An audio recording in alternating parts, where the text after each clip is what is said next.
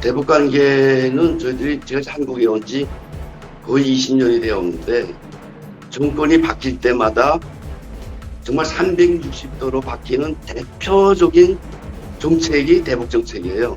이거는 정말 기본적인 원칙이 없는 데서부터, 북한을 바라보는 정부의 원칙이 없는 데서부터 비롯된 것이라고 보는데, 시민사회들은 비판의 목소리하고 북한의 협력 목소리가 다 있기 때문에 그 목소리들이 자연스럽게 나오게 해주고, 정부가 할 일은 그 한국의 시민들, 시민사회 여론이라는 건 사실 등이 없고, 북한을 이제 압박이든지 지렛대든지 더 나은 협상을 하는 그런 발판으로 삼는 그런 현명함이 필요하다 생각입니다.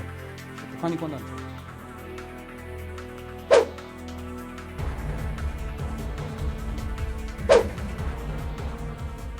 북한 인권 단체들 같은 경우는 이제 지금 현 문재인 정부 아래에서 이제 사실상 침묵을 강요당한 상황이었고, 제도적으로는 대북 전단 금지라든지 통일부가 이제 관주도로 시민단체들을 한번 그 단속을 하겠다.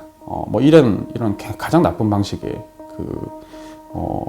그 시민사회 관계를 만들었었던 것이 가장 큰 해독을 남기는데, 시민사회들은 비판의 목소리하고 북한의 협력 목소리가 다 있기 때문에 그 목소리들이 자연스럽게 나오게 해주고, 정부가 할 일은 이제 북한의 그 한국의 시민들, 시민사회 여론이라는 건 사실 등이 없고, 북한을 이제 압박이든지 지렛대든지 더 나은 협상을 하는 그런 발판으로 삼는 그런 현명함이 필요하다 생각입니다.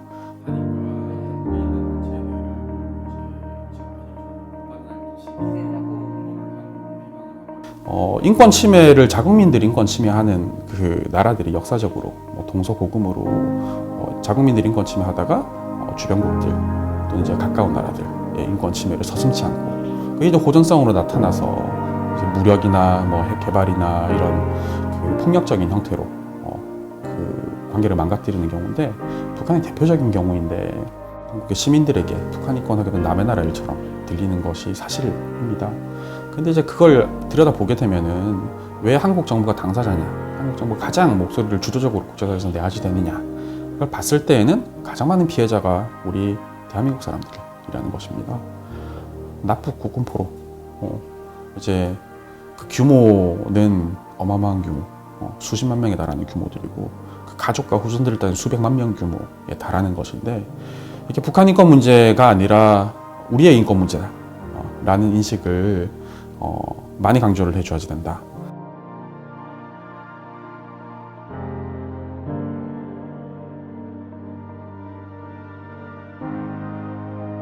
대통령 권한으로, 대통령법으로 기존의 금지법을 중단시키는 게 제일 바람직하다고 생각을 하고 있어요. 그리고 이게 만약 불가능하다, 지금 박상학 대표가 헌법소원을 넣는데 결과를 두고 봐야 되겠지만, 이것도 저것도 불가능한 상황이다, 그러면 탈북자들은 계속 의연히 해야죠. 대북전단 보내는 게 그냥 지금 현재 문재인 정권이 말하는 것처럼 여러 가지 법을 어기는 게 아니라, 그 바탕에는 북한 주민들이 알 권리, 그리고 북한 주민들에게 민주화 의식을 심어주기 위한 탈북자들의 성의 있는 노력이라고 생각하기 때문에 탈북자들은 이거 할 거예요.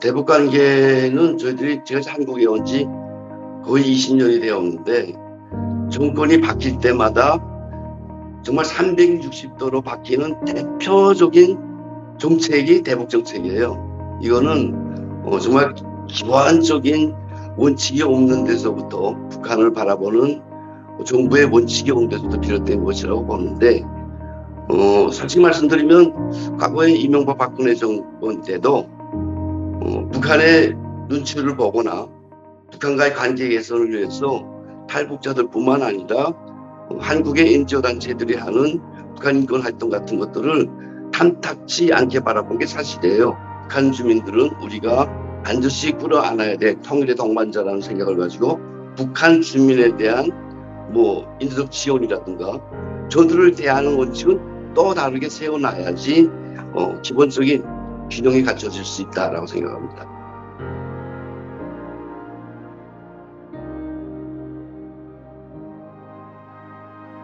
지금 탈북민들이 중국 내에서 강제 북송이 워낙 많이 되고 있잖아요. 지금 코로나 시기인데도 지금 북송이 계속 이루어지고 있고, 이분들은 뭐 북한으로 가게 되면 대부분 다 강력한 처벌을 받거나 아니면 뭐 사형을 당하는 경우도 있고, 이런 인권 침해가 가장 일선적으로 행해지는 것이 강제 북송인데, 이 북송을 정부 차원에서 적극적으로 좀 정부에 좀 자제를 요청하고, 또 정부에서 아무래도 정책적으로 이런 북한 인권 문제라든가 탈북자 문제 이런 부분들이 정책적으로 해결하려고 하는 의지가 있어야 일선에 있는 공간들이 아무래도 행동을 하기 때문에, 이런 부분이 이번에 새로운 윤석열 정부에서 좀 이 두 가지 부분을 좀 크게 좀 대처해 주셔서 이렇게 우리 탈북민들이 희망과 또 자유와 또 꿈이 있는 대한민국으로 올 수 있게끔 정부에서 정책적으로 크게 노력해 줬으면 좋겠습니다.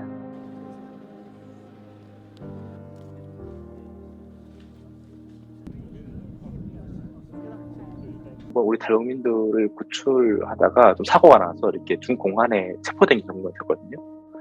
그때 저희가 일단은 대한민국 사람들이니까 대한민국 외교부에다 도움을 요청했죠. 대사관이라든가 이런 데다가. 그러니까 돌아온 답변은 왜 남의 나라에서 불법적으로 일을 하냐.